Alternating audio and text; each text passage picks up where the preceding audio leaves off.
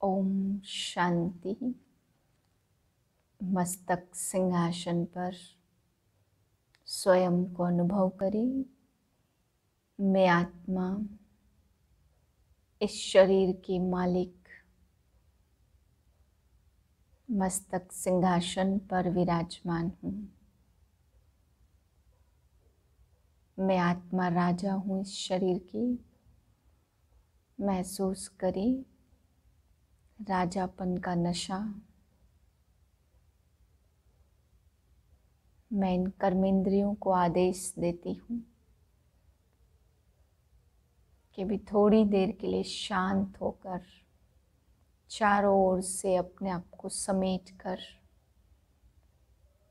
अपने पिता के महावाक्य सुनने हैं।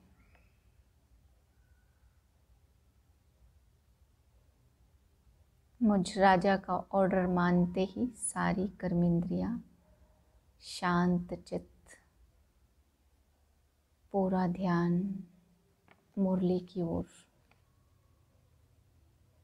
8/2/2021 के महावाक्य हैं। आज बाबा हम बच्चों को समझा रहे हैं मुख्य 16 कला संपूर्ण बनने के लिए क्या करना है। पहली बात बाबा ने बताई बच्चे, काम का कांटा इसे जीतना है और आत्माभिमानी बनना है।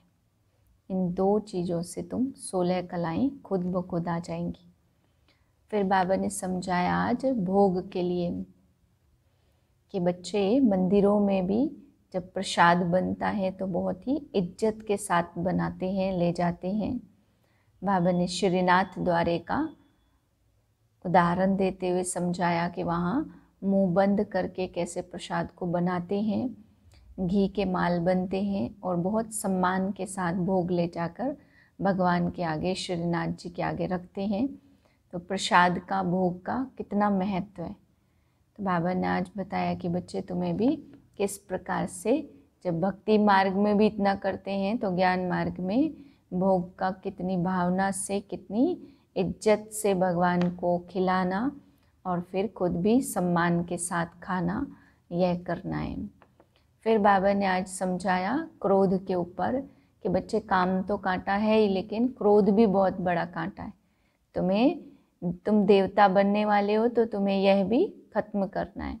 बाबा कहते बच्चे कभी भी देवताएं क्रोधी नहीं होते, वे क्रोध नहीं करते। क्रोध करने वाले को देवता नहीं कह सकते। तो आज बाबा ने क्रोध के ऊपर भी समझाया।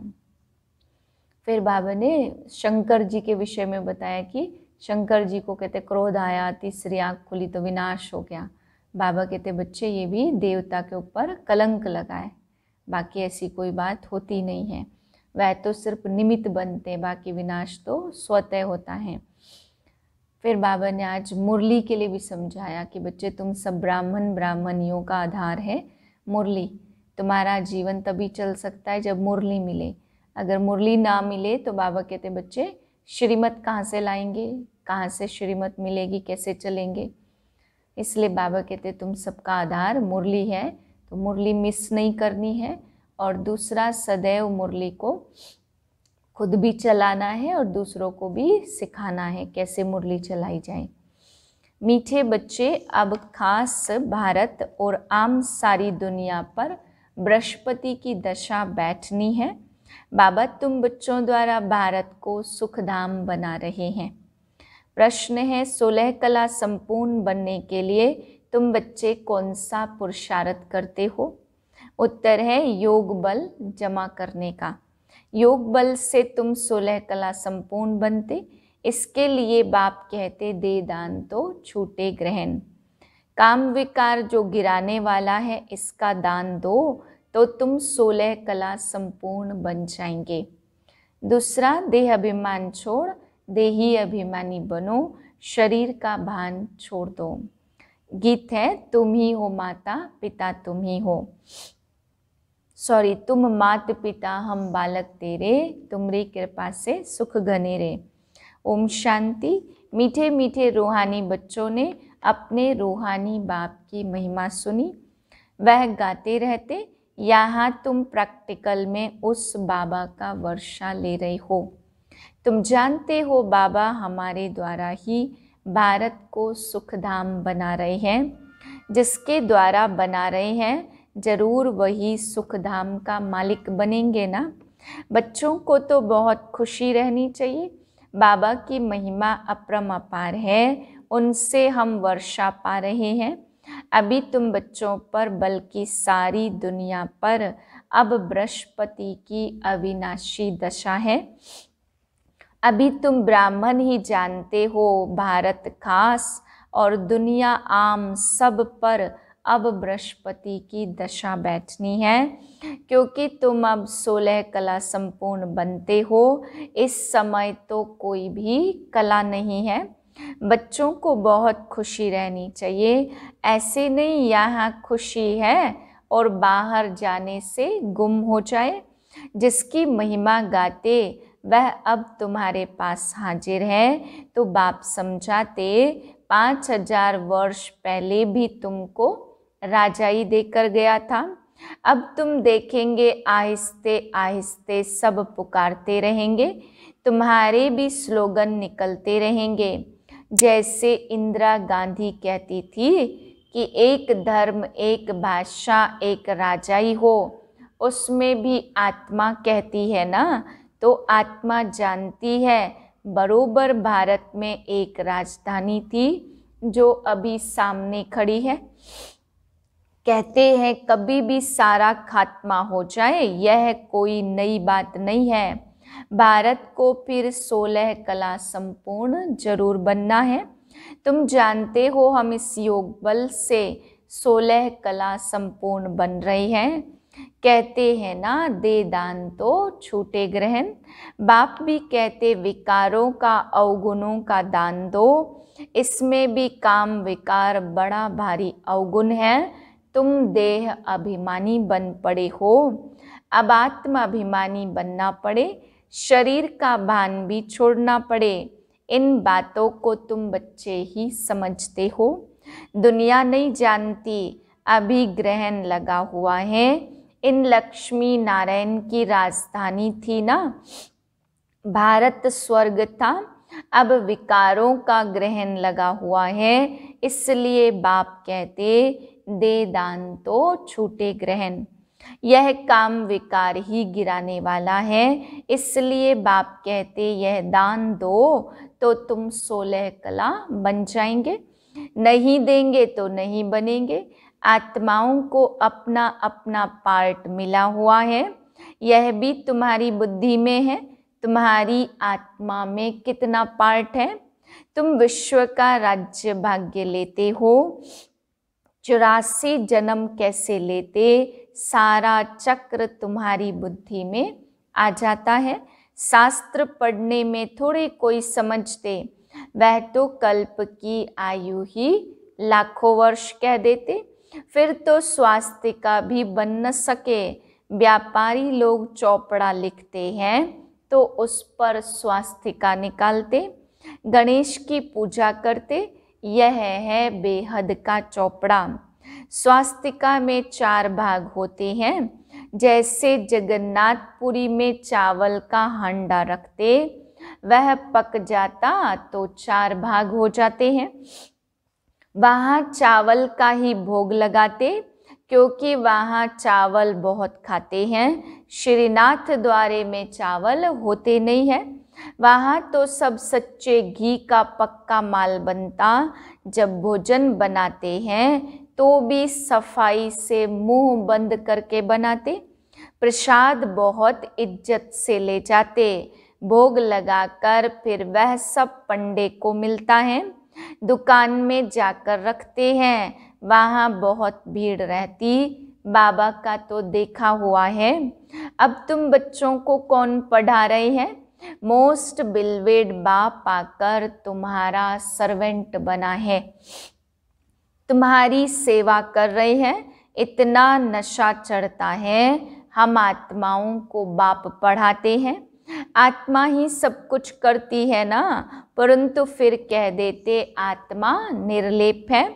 तुम जानते हो आत्मा में 84 जन्मों का पार्ट भरा हुआ है। उनको फिर निर्लेप कहना, कितना रात दिन का फर्क हो जाता। यह जब कोई अच्छी रीति मास डेढ़ बैठ समझे, तब यह पॉइंट बुद्धि में बैठे। दिन प्रतिदिन पॉइंट्स तो बहुत निकलती रहती, यह है जैसे कस्तूरी। बच्चों को जब पूरा निश्चय बैठता तो फिर समझते बरोबर परमात्मा ही आकर दुर्गति से सद्गति करते हैं। बाप कहते तुम पर अभी बृहस्पति की दशा है, मैंने तुमको स्वर्ग का मालिक बनाया। अब फिर रावण ने राहु की दशा बिठा दी है, अब फिर बाप आए हैं स्वर्ग का मालिक बनाने, तो अपने को घाटा नहीं लगाना चाहिए। व्यापारी लोग अपना खाता हमेशा ठीक रखते हैं, घाटा डालने वाले को अनाड़ी कहा जाता। अब यह तो सबसे बड़ा व्यापार है, कोई विरला व्यापारी व्यापार करे, यही अविनाशी व्यापार है। और सब व्यापार तो मिट्टी में मिल जाने वाले। अभी तुम्हारा सच्चा व्यापार हो रहा है, तो बाप है ज्ञान का सागर, सौदागर, रत्नागर। प्रदर्शनी में देखो कितने आते, सेंटर में कोई मुश्किल आएंगे। भारत तो बहुत लंबा चौड़ा है ना, सब जगह तुमको जाना है। पानी की गंगा सारे भारत में है, यह भी तुमको समझाना पड़े। पतित पावनी कोई पानी की गंगा है नहीं, तुम ज्ञान गंगाओं को जाना पड़ेगा। चारों तरफ मेले प्रदर्शनी होते रहेंगे। सीढ़ी का चित्र भी फर्स्ट क्लास है। अभी ब्राह्मण धर्म की स्थापना हो रही है, यह ब्राह्मण ही फिर देवता बनते हैं। तुम अभी पुरुषार्थ कर रहे हो, तो दिल अंदर अपने से पूछते रहो, हमारे में कोई छोटा मोटा कांटा तो नहीं है। काम का, क्रोध का कांटा भी बड़ा खराब है। देवताएं क्रोधी नहीं होते हैं, विनाश तो होना ही है। सूक्ष्म वतन में शंकर को कोई सांप आदि थोड़े हो सकते हैं। सूक्ष्म वतन में बाग बगीचे सर्प आदि कुछ होता नहीं है। तुम देखते हो बाबा कैसा बगीचा बनाते, मोस्ट ब्यूटीफुल बनाते, सबको हसीन बनाते। खुद तो एवर हसीन है, सब सजनियों का बच्चों को भी हसीन बनाते। रावण ने बिल्कुल काला बना दिया है। 3/4 हिस्सा सुख, 1/4 हिस्सा दुख होता। आधा आधा में तो फायदा ही नहीं। यह ड्रामा बना हुआ है। बहुत लोग पूछते ड्रामा ऐसा क्यों बनाया? अरे यह तो अनादि है, क्यों बना यह प्रश्न उठ नहीं सकता। यह अनादि बना हुआ है, बनी बनाई बन रही है, किसको भी मोक्ष नहीं मिल सकता। यह तो अनादि सृष्टि चली आती है, चलती ही रहेगी, प्रलय होती नहीं। बाप नई दुनिया बनाते, परंतु उसमें गुंजाइश कितनी है। जब पतित मनुष्य दुखी होते तब बुलाते हैं। बाप आकर सबकी काया कल्प तरु बनाते। जो आधा कल्प तुम्हारी कभी अकाले मृत्यु नहीं होती, तुम काल पर जीत पाते हो। पुरुषार्थ तो हर एक जाजती कमाई के लिए करता ही है, जितना ऊंच पद पाए उतना अच्छा। लकड़ी वाले भी कहेंगे ना हम जाजती कमाई करें, कोई फिर ठगी से भी कमाते। पैसे पर ही आफत है, वहाँ तो तुम्हारे पैसे कोई लूट न सके। देखो दुनिया में तो क्या क्या हो रहा है, वहाँ ऐसी कोई दुख की बात होती नहीं है। अब तुम बाप से कितना वर्षा लेते हो, अपनी जांच करनी चाहिए। हम स्वर्ग में जाने लायक हैं। नारद का मिसाल गीत है ना, चारों तरफ लगाए फेरे, फिर भी हरदम दूर रहे। तुम मामेकम याद करो तो विकर्म विनाश होंगे। मैं बहुत अच्छी युक्ति बताता हूँ, बच्चे सुनते हैं, बाबा हमको विश्व का मालिक बनाते, नाम ही भागीरथ है। अभी तुम बच्चे रामपुरी में चलने के लिए पुरुषार्थ कर रहे हो, फिर कांटा क्यों बनना चाहिए? तुम ब्राह्मण ब्राह्मणिया हो, सबका आधार मुरली पर है। नंबर 1 है सीढ़ी का चित्र और गीता के भगवान का चित्र। भारत में शिव भगवान आया था जिसकी जयंती मनाते। अब फिर बाप आया है, यज्ञ भी रचा हुआ है। तुम बच्चों को राजयोग का ज्ञान सुना रहे हैं। बाप ही आकर राजाओं का राजा बनाते। बाप कहते मैं तुमको सूर्यवंशी राजा रानी बनाता हूँ, जिन्हों को फिर विकारी राजाएं भी नमन करते हैं। तो स्वर्ग का महाराजा महारानी बनने का पूरा पुरुषार्थ करना चाहिए। बाबा कोई मकान आदि बनाने की मना नहीं करते, बल बनाओ, पैसे भी तो मिट्टी में मिल जाएंगे। इससे तो क्यों न मकान बनाए, आराम से रहो। पैसे काम में लगाने चाहिए। मकान भी बनाओ, खाने के लिए भी रखो, दान पुण्य भी करते हैं ना। जैसे कश्मीर का राजा अपनी प्रॉपर्टी जो प्राइवेट थी वह सब आर्य समाजियों को दान में दे दिया। अपने धर्म जाति के लिए करते हैं ना। यहाँ तो वह कोई भी बात नहीं है। सब बच्चे हैं, जाति आदि की तो बात नहीं, वह है देह की जाति आदि। मैं तो तुम आत्माओं को विश्व की बादशाही देता हूँ। पवित्र बनाए ड्रामा अनुसार भारतवासी ही राज्य भाग्य लेते हैं। भक्ति मार्ग में व्यापारी भी कुछ न कुछ धर्माऊ जरूर निकालते, उसका भी दूसरे जन्म में अल्पकाल के लिए मिलता। तो अब मैं डायरेक्ट आया हूँ, तो तुम इस कार्य में लगाओ। मुझे तो कुछ चाहिए नहीं। शिव बाबा को अपने लिए कोई मकान आदि बनाना है क्या? यह सब तुम ब्राह्मणों का है। गरीब साहूकार सब इकट्ठे रहते, कोई कोई बिगड़ते हैं। भगवान के पास भी समदृष्टि नहीं है। कोई को महल में और कोई को झोपड़ी में रखते हैं। शिव बाबा को भूल जाते हैं। शिव बाबा की याद में रहे तो कभी ऐसी बातें न करे। सबसे पूछना तो होता है ना। देखा जाता यह घर में ऐसे आराम से रहता तो बाप के पास भी वह प्रबंध देना पड़े। इसलिए कहते सबकी खातिरी करो। कोई भी चीज न हो तो मिल सकती है। बाप का तो बच्चों पर लव रहता है, इतना लव और कोई का रह न सके। बच्चों को कितना समझाते पुरुषार्थ करो, औरों के लिए भी युक्ति रचो। इसमें चाहिए 3 पैर पृथ्वी के, जिसमें बच्चियां समझाती रहे। कोई बड़े आदमी का हॉल हो, हम सिर्फ चित्र रख देते।